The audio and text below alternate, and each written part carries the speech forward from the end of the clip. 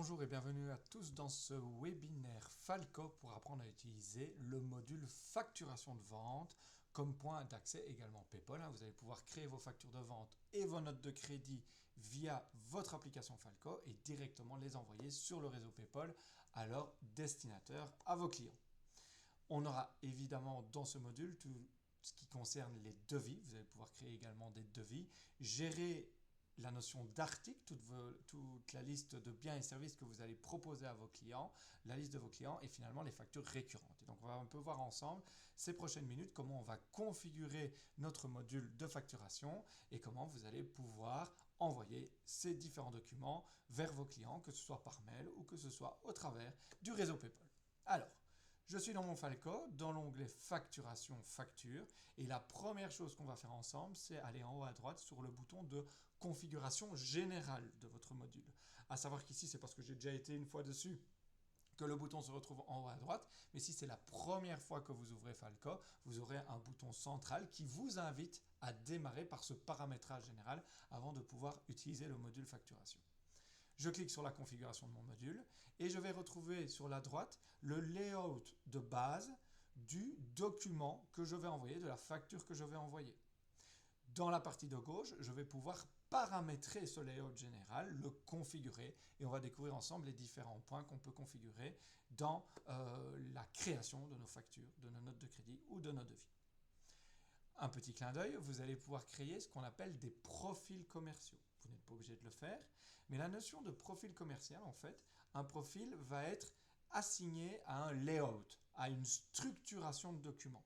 Donc vous avez par exemple une entreprise avec un numéro de TVA, un numéro d'entreprise, mais par exemple 3 départements, et chaque département a son propre logo, sa propre couleur, ses propres coordonnées de contact, ses propres coordonnées bancaires. Et bien vous allez pouvoir créer un profil commercial par département et en fonction du département qui est concerné par le document que vous allez générer et envoyer, vous choisissez le bon profil commercial pour que le layout soit adapté en fonction. Alors, on va rester sur un seul profil commercial pour cette formation et on va découvrir les différents onglets qui vont nous permettre de paramétrer le document qui apparaît à droite. Les informations de l'entreprise, c'est les informations de votre dossier qui vont être reprises de votre licence Falco. Donc c'est pour ça que c'est déjà un peu pré-rempli, mais vous pouvez venir compléter les informations postales si vous ne les avez pas indiquées correctement dans votre licence Falco, un numéro de téléphone qui pourrait être autre que votre licence. On va retrouver votre adresse mail et vous allez avoir la possibilité d'indiquer une adresse mail de réponse. Ça veut dire quoi? En fait, vos clients vont recevoir les factures par potentiellement email. D'accord? Et si vous envoyez un document par email à votre client, il va recevoir ce mail, et s'il clique sur répondre dans son outil de mailing, la réponse va arriver sur l'adresse que vous allez indiquer ici, l'adresse de réponse. Par exemple, une adresse comme peut-être plus générique, comme info@entreprise ou compta@entreprise, votre entreprise évidemment, .pe.com. Okay? Voilà ce que c'est l'adresse mail de réponse. Vous allez pouvoir configurer jusqu'à 3 coordonnées bancaires, 3 comptes bancaires qui apparaîtront en bas à gauche sur votre document envoyé, sur votre facture, sur votre note de crédit envoyée. Je retrouve ensuite le paramétrage, on va les fermer comme ça on les voit bien, les paramétrages de numérotation, où là vous allez pouvoir choisir à partir d'un exercice évidemment. Vous voyez ici que moi, je ne peux plus changer mon paramétrage de numérotation avant le 1er janvier 2026. Pourquoi? Parce qu'à partir du moment où vous choisissez un système de numérotation, par exemple, regardez ici, c'est année et puis 4 positions, donc 2025 0001, 2025 0002 jusqu'au 31 décembre. Vous allez pouvoir, si j'ouvrais le petit menu déroulant ici à partir du 1er janvier 2026, choisir entre, par exemple, année et donc 2025 et puis 4 positions, 2025 3 positions, ou plutôt année raccourcie, donc 25 et puis un certain nombre de positions, où il y en a qui préfèrent aussi le faire par mois. Donc par exemple, pour janvier, on aurait 25 01 001, 25 01 002. On passe à février, 25 02 001, et ainsi de suite. Et donc, vous allez pouvoir définir votre numérotation de facturation. Attention que si vous venez d'un ancien logiciel, et que donc, on est en plein milieu de l'année, et vous êtes peut-être dans l'ancien logiciel à la facture 797. D'accord? Et que, évidemment, à partir du 1er janvier de l'année prochaine, vous êtes intéressé d'utiliser une numérotation automatique proposée par Horus, mais il faut bien finir l'exercice avec la numérotation qui vient de l'ancien logiciel. Et bien, vous allez pouvoir forcer le numéro de la première facture que vous allez envoyer avec Falco. Et ça ne va pas se passer ici, on le verra tout à l'heure, ça va se passer lorsque vous allez générer la facture et que vous allez cliquer sur envoyer pour l'envoyer à votre client. Là, vous pourrez définir que cette première facture ne doit pas être la 25001, mais doit être la 798, par rapport à mon exemple de tout à l'heure. Et une fois qu'elle sera envoyée, Falco de lui-même va mettre la 799, la 800, la 801 pour celle d'après jusqu'au 31 décembre. Ici, c'est vraiment par rapport à votre comptabilité. Souhaitez-vous utiliser la même numérotation pour les factures que les notes de crédit en fonction de si la numérotation des notes de crédit s'intègre à la numérotation des factures. Donc, si par exemple je fais une facture, ce sera la numéro 1. Si je fais une note de crédit, ce sera la numéro 2. Si je fais une facture, ce sera la numéro 3. Ou alors je dis que non, c'est une numérotation distincte. Et donc là, même si j'ai déjà fait des factures, ma première note de crédit aura le numéro 1 et pas le numéro 1 tel dans la suite des factures. J'aurai, une fois que j'ai paramétré ma numérotation, les paramètres par défaut des documents. Est-ce que vous voulez encoder, et ça dépend de votre business, de la façon dont vous allez travailler, est-ce que vous voulez encoder les montants TVA inclus, donc TVAC, ou hors TVA? Est-ce que vous travaillez dans plusieurs langues? Et si c'est le cas, vous allez pouvoir définir si c'est avec le français, le néerlandais, l'allemand, l'anglais. Et à chaque fois que vous avez des petits textes à paramétrer, comme un corps de mail, comme un pied de page, vous allez pouvoir définir ces textes dans les différentes langues. Je viens de le dire, par exemple, pied de page, on va pouvoir définir un pied de page. Vous voyez qu'ici, on a proposé un petit texte par défaut. Et je vais pouvoir définir si ce pied de page doit apparaître sur la première page, sur la dernière page, sur toutes les pages ou sur aucune page. Je vais pouvoir choisir. Dans ce pied de page, je pourrais intégrer un logo. On voit ici que j'ai choisi de le mettre. Et je pourrais, comme je viens de l'expliquer, définir les textes de mes différents pieds de page pour les factures, pour les notes de crédit, pour les devis, pour les factures d'acompte, pour les factures pro forma. Et évidemment, ça j'insiste déjà là-dessus, le paramétrage qu'on est en train de faire, c'est un paramétrage général par défaut. Et donc à chaque fois que vous allez générer un nouveau document, on aura ce layout qui apparaîtra. Mais ponctuellement, ça pourra sur chaque facture être changé s'il faut rajouter un petit quelque chose ou supprimer quelque chose du paramétrage par défaut. On le verra en créant une facture tout à l'heure. On va pouvoir également, je remonte un peu sur mon document, travailler des champs personnalisés.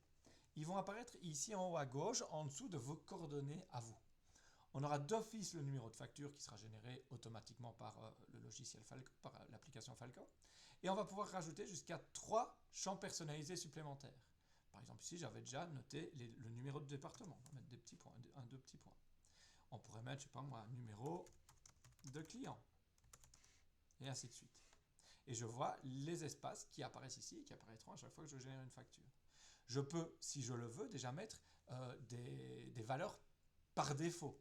Et dire que, par exemple, le numéro de département, ce sera par défaut le 1, 2, 3. Le numéro de client, ce sera par défaut le 4, 5, 6. Et regardez, on voit que ça apparaît par défaut à droite. De nouveau, je vais créer mes factures. Et par défaut, j'aurai le 1, 2, 3 et le 4, 5, 6, mais qui pourront être modifiés, qui ne seront pas figés. Donc, on va voir si c'est intéressant ou pas dans le champ de mettre une valeur par défaut ou pas. J'aurai la possibilité, si j'utilise notre module de devis, qui va avec le module facturation, on le verra tout à l'heure, lorsque je crée un devis et puis que je veux générer une facture qui part de ce devis, j'aurai la possibilité de définir dans quel champ personnalisé, le 1, le 2 ou le 3, le numéro de devis doit se retrouver sur la facture. J'aurai la possibilité, pour ceux qui le savent déjà, on va pouvoir gérer aussi la notion de bon de commande lors de l'envoi sur PayPal. Et je vais pouvoir dire si oui ou non je veux que ces numéros de bon de commande apparaissent lors de l'envoi PayPal vers mon client, tout simplement. J'aurai la possibilité aussi de rajouter des pièces jointes générales. J'entends quoi par pièces jointes générales? Vous allez pouvoir rajouter des documents à vos factures, notes de crédit et devis, comme par exemple des conditions générales. Vous avez des belles conditions générales qui font 2 pages en PDF. Vous allez pouvoir les importer ici. Et vous allez pouvoir définir 2 choses. Est-ce que je veux que ce document soit dans la continuité de ma facture, et donc je n'aurai qu'un seul PDF avec ma facture et dans sa continuité les conditions générales, ou est-ce que je veux que ce document soit en annexe de la facture que je vais créer. Et donc du coup, votre client recevra un email avec plusieurs éléments à télécharger, un PDF avec la facture, un PDF annexe ou 2 PDF annexes avec vos conditions générales que vous auriez glissées ici. Et donc on choisira dans la continuité ou annexe à cliquer sur le côté pour télécharger. On paramétrera ensuite tout ce qui est date. Hein. Est-ce que vos clients doivent vous payer au comptant? Est-ce qu'ils doivent vous payer après un certain nombre de jours, après un certain nombre de mois?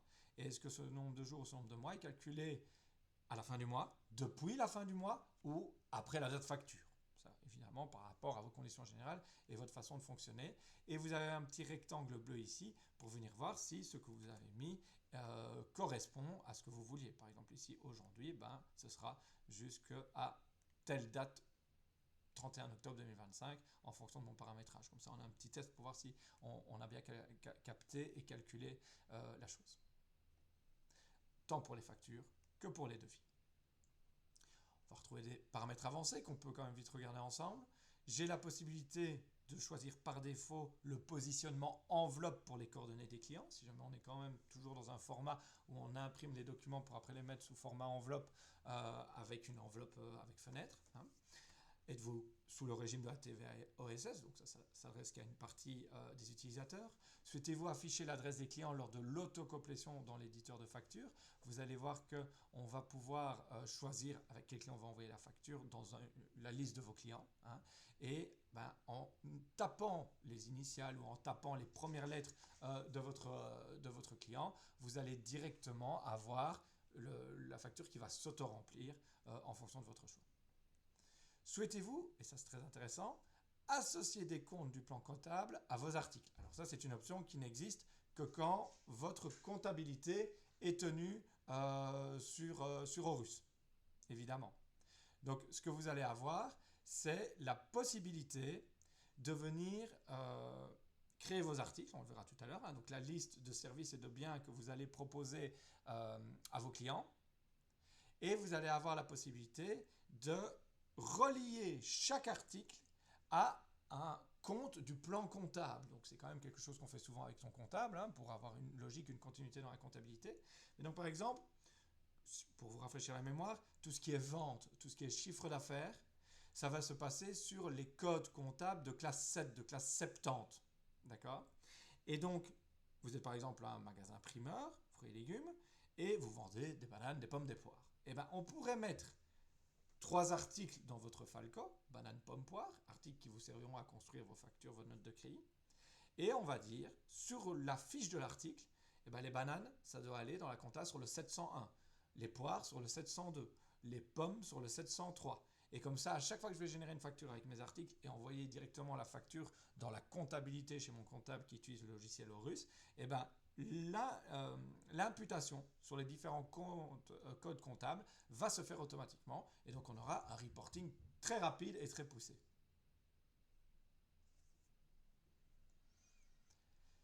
Associez vos plans analytiques à vos articles et à vos profils commerciaux, voilà, ça c'est un cas plus particulier. Si vous avez de l'analytique dans votre dossier, vous aurez, comme pour le plan comptable, la possibilité d'associer de l'analytique à vos articles pour déjà avoir du pré-encodage au niveau des imputations analytiques et pouvoir proposer déjà des imputations analytiques à votre comptable, à votre fiduciaire, lorsque cette dernière fera de l'encodage analytique dans la comptabilité. On va ensuite voir tout ce qui est paramètres visuels. Donc, comment est-ce que je vais construire visuellement mon document? Et donc là, on le voit, hein, je peux rajouter un logo, je peux l'agrandir, le rétrécir. C'est celui qui apparaît en haut à gauche. Je vais avoir la possibilité de faire pas mal de petites choses, comme masquer les informations de TVA. Donc de nouveau, ça dépend un peu de votre business et surtout de votre secteur d'activité. Ici, c'est non, mais regardez, si je dis oui, regardez à droite, tout ce qui est information de TVA disparaît. Je mets non et ça réapparaît. Souhaitez-vous masquer le prix des articles hein? Par défaut, chaque article va avoir un prix. Si je mets que je veux le masquer, là, je n'ai plus que le prix total de la facture avec potentiellement une liste d'articles de services que je vais proposer, mais où je ne vois pas le détail des prix. Souhaitez-vous masquer le pays du client? Souhaitez-vous masquer le numéro de téléphone du client? Souhaitez-vous masquer le total du document? Donc plutôt dans l'autre sens par rapport à masquer le prix des articles. Souhaitez-vous masquer les quantités d'articles sur votre document si jamais vous ne voulez pas voir les quantités dans la colonne quantité? Souhaitez-vous masquer le numéro IBAN si jamais les numéros IBAN de vos comptes en banque ne doivent pas être vus sur le document en question? Souhaitez-vous marquer les références d'articles? Parce que vous allez avoir pour chaque article une référence et une description. Est-ce que je veux seulement voir la description et pas la référence, qui est plutôt un code, par exemple, dans votre gestion interne? Et finalement, un peu de couleur. Ici, on a de l'orange par défaut. Je peux partir sur le bleu, je peux partir sur le vert. Toujours dans un paramétrage de base, on va dire. Paramètres des emails. Je vais avoir la possibilité d'ajouter un document PDF, facture, note de crédit ou devis, en pièce jointe de l'email que je vais envoyer. Ça veut dire quoi? Ça veut dire que vous allez envoyer un email à votre client. Et en fait, dans cet email, le client va retrouver un bouton hyperlien sur lequel il va cliquer pour voir son document, que ce soit facture, note de crédit ou devis, et ça va lui ouvrir une page internet où il va pouvoir consulter les différentes informations, son document et les annexes. D'accord? Si jamais je souhaite que le client dans son mail n'ait pas qu'un bouton, mais aussi une pièce jointe à l'email, eh ben je vais cocher cette option et dire que même si le document qu'il doit trouver, que ce soit une facture, une note de crédit ou un devis, se trouve derrière le bouton hyperlien, je veux également qu'il ait la possibilité de télécharger ce document directement en pièce jointe de l'email. La petite différence que vous allez voir vous de votre côté dans Fileco, c'est qu'on le verra tout à l'heure, c'est que vous allez avoir un tableau de reporting sur tout ce que vous avez fait au niveau de la facturation. Et donc, vous allez voir dans ce tableau toutes les factures que vous avez envoyées à vos clients. Et vous allez avoir une colonne qui s'appelle statut. Et donc, le statut, au moment où vous l'envoyez, ce sera envoyé. Et le jour où votre client il appuie sur le bouton hyperlien pour visualiser son document dans un navigateur internet, et le statut dans Fileco, ce sera le document a été vu. Comme ça, vous savez que votre client a cliqué sur le bouton pour voir le document. Si jamais vous activez l'option du document PDF en pièce jointe de l'email, là, si le client ne clique pas sur le bouton, mais télécharge directement la pièce jointe pour la lire, vous ne le saurez pas dans Fileco. C'est une action de sa part à lui qui ne se verra pas dans votre Fileco, dans la colonne statut des factures envoyées. Juste à savoir. Souhaitez-vous ajouter une adresse en copie CC? Donc, quand vous envoyez un email, est-ce que vous voulez que d'office cet email soit mis aussi en copie à quelqu'un? Par exemple, une adresse de nouveau en interne chez vous, comme conta@votre-entreprise ou info@votre-entreprise, parce que vous avez un archivage dans cette boîte mail où vous retrouvez tout ce que vous avez déjà envoyé à des clients, par exemple. Et finalement, vous allez pouvoir de nouveau construire le corps de mail, donc le texte d'email que votre client va recevoir et sur lequel il pourra retrouver son document, facture, note de crédit ou devis. Et je vais pouvoir construire mon mail pour les factures, les notes de crédit, les devis, la compte, la facture proforma. Finalement, derrière intégration, pour le moment, vous allez retrouver notre partenaire Digitil. Et donc, si vous utilisez l'application Digitil pour générer les QR codes à vos factures, vous allez pouvoir activer le Digitil sur Fileco pour que quand vous générez une facture Fileco, le petit QR code se mette automatiquement sur le document. Voilà pour le paramétrage de base de notre module facturation. Alors, on va sortir de là et on va maintenant retrouver la possibilité de gérer sa liste d'articles.